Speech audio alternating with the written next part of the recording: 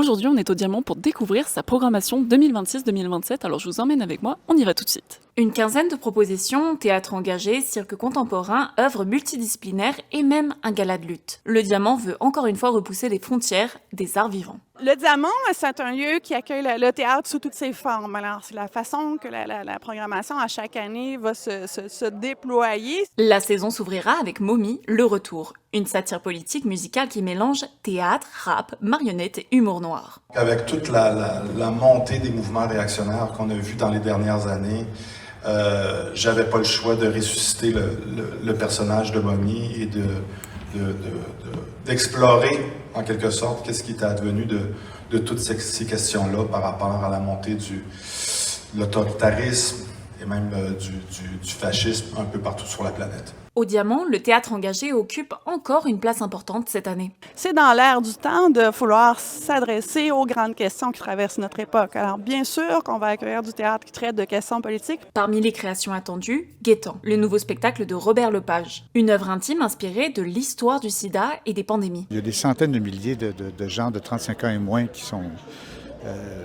dont la créativité, dont l'apport à la société a été tué dans l'œuf. Et tout à coup, on se retrouve en 2020 avec des gens de 65 ans et plus, tout à coup, qui se mettent à disparaître par milliers.